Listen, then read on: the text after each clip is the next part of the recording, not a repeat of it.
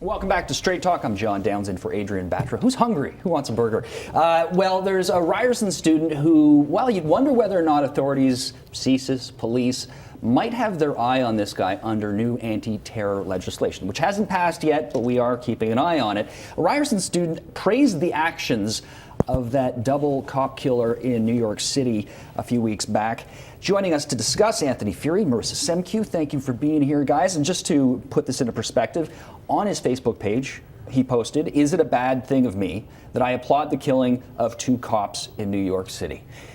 Terrorism? Quick answer, yes. Yeah. I'll answer that for him. That's true. Now, this wouldn't necessarily be terrorism. However, if I'm the authorities and someone is praising someone who took out a couple of the authorities, Marissa, would you not have a target on this guy, or at least be keeping an eye on him? Perhaps keep an eye on him, but do I think it falls under the new legislation that was just passed last week? No, because I don't think this constitutes capital T terrorism, which by definition in the criminal code, and not to get too much into the weeds, is any act committed in part or wholly for political, religious, or ideological purposes. You can incite, you could support perhaps terrorizing something, but does that constitute capital T terrorism? Not according to the definition of the criminal code. Couldn't I make the argument, Anthony, that this person's ideology is anti-cop and in fact is praising people who take cops out? John, I've had the great misfortune of following University of Toronto student politics for a number of years, and then I, of course, followed Ryerson politics, and as we know, friends don't let friends go to York, so there's that whole component there. And I gotta say, this is unfortunately rather concomitant with anybody who just runs for student office in, I don't know, North American student office systems. I mean, this is just what you get. The most radical of the radicals who toss out these flagrant statements to make themselves look completely trendy. Back in 1968, the students were all doing, their sit-ins, and I agree to some sense of the stuff that they were fighting for there. And today's kids, they want to be just like the kids were back in the 60s. But there's nothing to fight for, so they do crazy things like support the murdering of cops.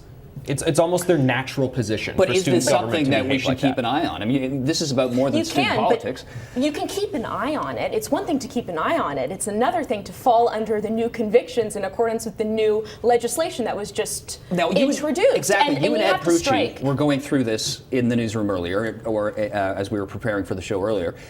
And there were still questions as to what falls under that capital T terrorism. And I think that the Conservative government, and though I think there are a lot of questions with respect to this new legislation, they are definitely trying hard to strike a balance between policing thought and also ensuring that we crack down on terrorism in order to promote safety of its citizens. And that's one thing I think that as we go through, we'll have to figure out with respect to. All right, let me give you another analogy on this one. This guy, Zidan Mohammed, who's running for council at Ryerson, said he was upset, and I condemn any use of violence in any situation where innocent people are harmed. He says he suffered from racial profiling, so he was the victim here.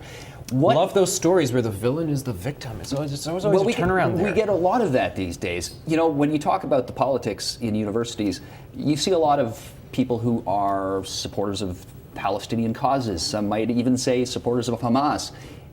If you have that kind of language going on campuses in Canada, do you think that will now fall under the commission, supporting the Commission of Terrorism? I think in committee on this bill, you're going to find a couple words just moved around a little bit, so the vaguer terms are taken out, and you get more fervent definitions of what we're talking about here. Because somebody saying, "Yay, I'm pro-Palestinian," and they end up waving a Hamas flag, which is a Canadian designated terrorist group, but for some reason the folks on the ground also voted them in as their government a decade ago. I think you're going to be able to parse out the difference between a guy saying, "Yeah, I'm on the Palestine side," and a guy saying, "Next week we should all go and bomb this synagogue." But it doesn't have to be that strong. For instance, just because you support the Maple Leafs doesn't make you a Maple Leaf. I think it's one thing to express sort of generalized support for this group, and another thing to be actually inciting terrorism and being a terrorist. What if you say Hamas has a right to defend itself and the people of Palestine? Does that not say you are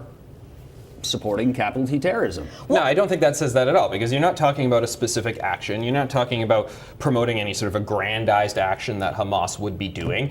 We realize there's still a political angle to that, even if you take a really heated view one way or the other. I think what we're going to use this for, and when anytime a judge is looking at these rules, anytime someone's going to be issuing a warrant or any sort of order for seizure or what have you, they're going to be looking at the fact there has to be some imminence and there has to be some virulence there. There has to be concern that there's going to be action that's going to bring palpable harm to the Canadian people or directly inspire harm. This is not going to be the policing of unsavory views. And I really don't want it to be the policing of unsavory views. Well, I don't know if imminence actually plays a role because, for instance, police officers will, at CSIS, RCMP, crack down on people actively seeking to go overseas. There's no imminent threat when they do that, and that's still a crime. Yeah, but that in and of itself is imminent, that they're going abroad and they think that they're going to be a jihadi training. I mean, material support for terrorism, for instance. You could provide support to a terrorist group. They could use that 6 years down the road, or they could use that 6 days from now.